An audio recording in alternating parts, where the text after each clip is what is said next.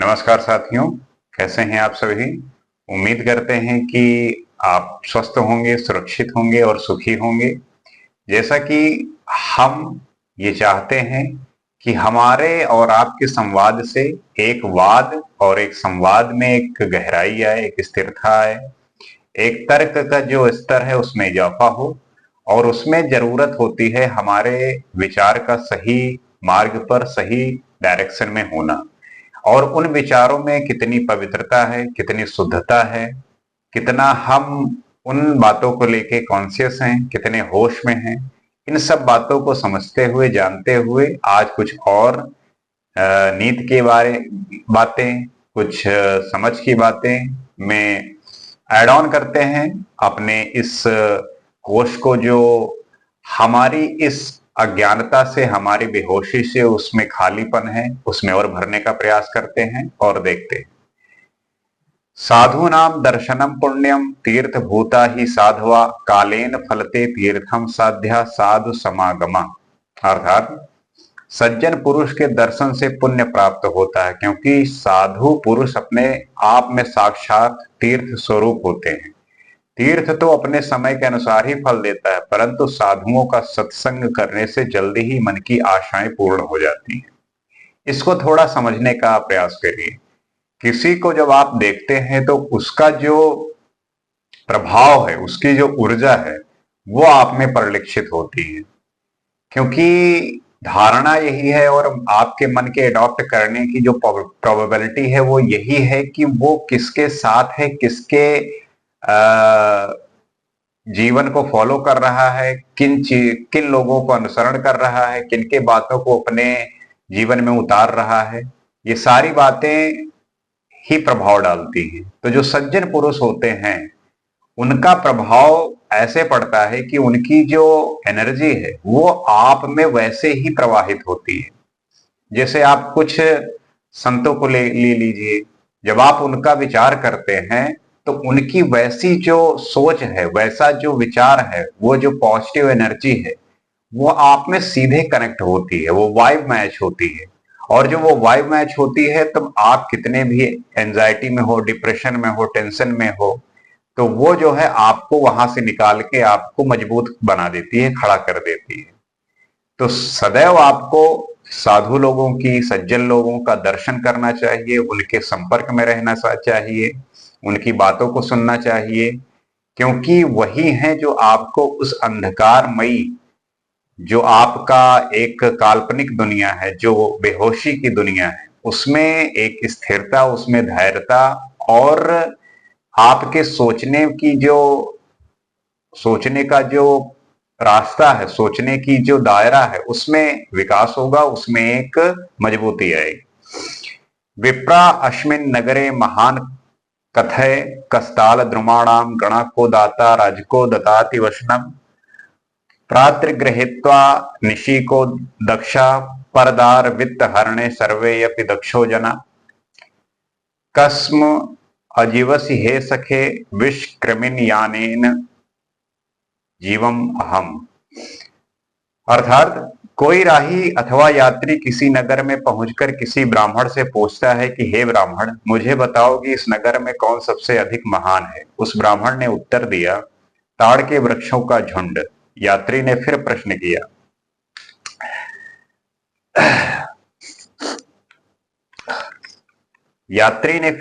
किया, कि इस नगर में दाता कौन है। उसे उत्तर मिला, धोबी ही यहाँ का सबसे बड़ा दाता है, जो प्रातःकाल कपड़े धोने अथवा रंगने के लिए ले जाता है और सायंकाल के समय लौटा देता है। यात्री ने फिर पूछा कि इस नगर में चतुर व्यक्ति कौन है। ब्राह्मण ने उत्तर दिया कि इस नगर के सभी व्यक्ति दूसरों का धन और उनकी स्त्री का हरण करने में चतुर है। यात्री ने फिर पूछा कि ऐसी अवस्था में तुम्हारा जीवन कैसे बीतता है। ब्राह्मण ने उत्तर दिया कि मैं विश्व में पैदा होने वाले कीड़े के समान हूं, जो उसी में उत्पन्न होता है, उसी में जीता है और उसी में मर जाता है। मैं उसी प्रकार इन लोगों के साथ अपना जीवन बिता रहा हूं। चाणक्य ने इस श्लोक में जीवन की आज की स्थिति का बहुत कुछ मिलता जुलता वर्णन किया है। तात्पर्य यही है कि आपका जीवन इस बात से निर्धारित होता है कि आप किस परिवेश में रहते हैं, आप किन लोगों के साथ में रहते हैं, आपका जो रहन सहन है वो बहुत निर्धारित करता है कि उसमें आप कैसे अपने आप को बदलते हैं, अपने आप को बनाते हैं, क्योंकि ये आपकी उस दशा को दर्शाता है और आपकी उस मानसिक स्थिति को दर्शाता है।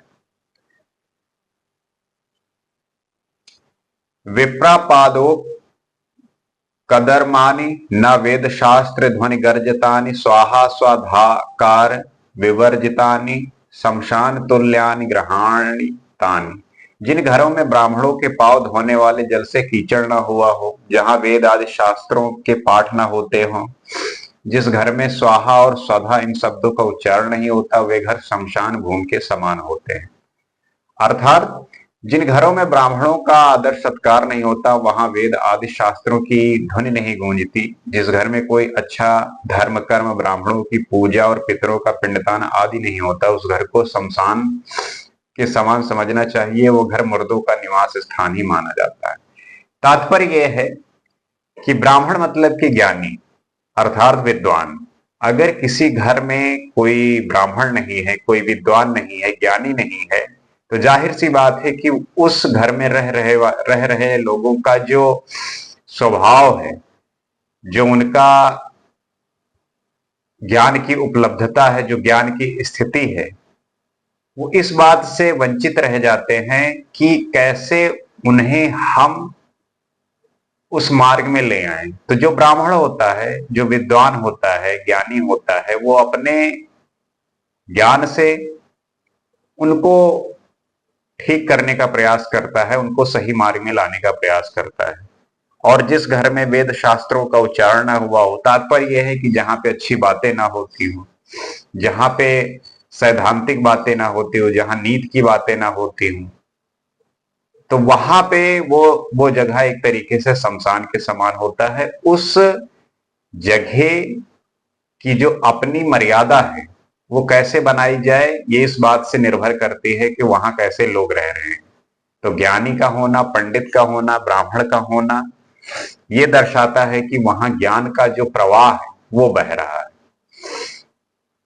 सत्यम माता पिता ज्ञानम धर्मो भ्राता दया स्वसा शांति पत्नी क्षमा पुत्रा षडेते मम बांधवा।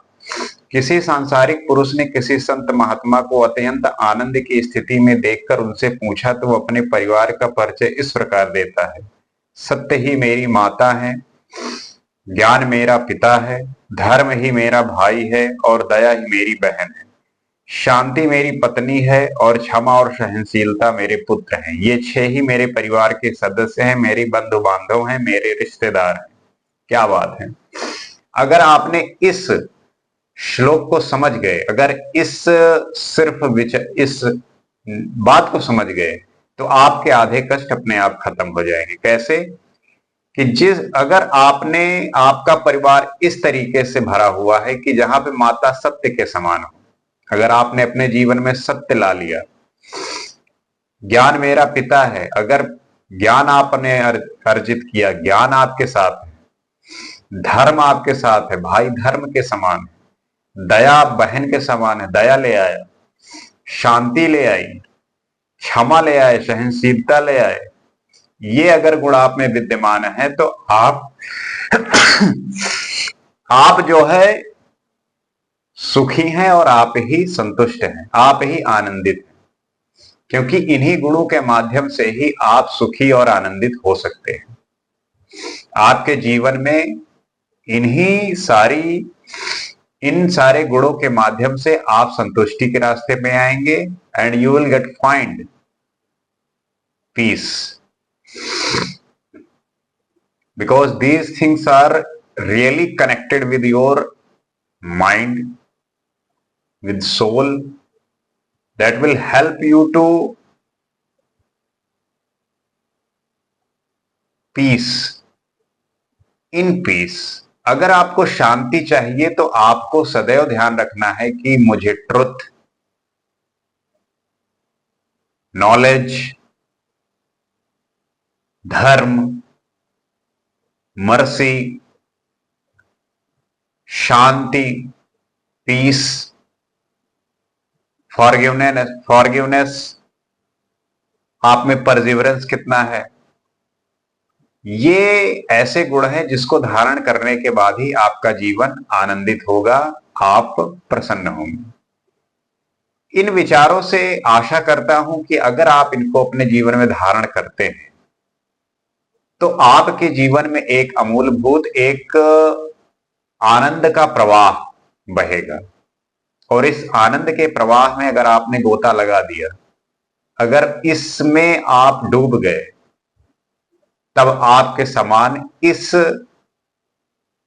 सृष्टि में आनंदित कोई नहीं हो सकता। क्योंकि जो आनंदित हो गया वो फिर बता नहीं सकता, वो वही महसूस कर सकता है। इसी आशा के साथ आपसे उम्मीद करता हूं कि इसको अपने जीवन में धारण करेंगे और आपकी जो भी नकारात्मक और जो भी ऐसी स्थितियां हैं जहां पे आप आकर डाउट में होते हैं, आप संदेह में होते हैं, आपके अंदर कलुषता, आपके अंदर द्वेष, ईर्ष्या, अभिमान, छोटी छोटी बातों को लेके परेशान होना, ये सारी तकलीफें दूर हो जाती हैं, आपके सारे कष्ट का निवारण हो जाता है।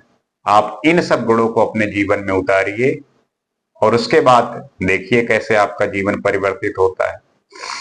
इसी आशा के साथ अगले एपिसोड में कुछ और बातें करेंगे। आज के लिए इतना ही। नमस्कार।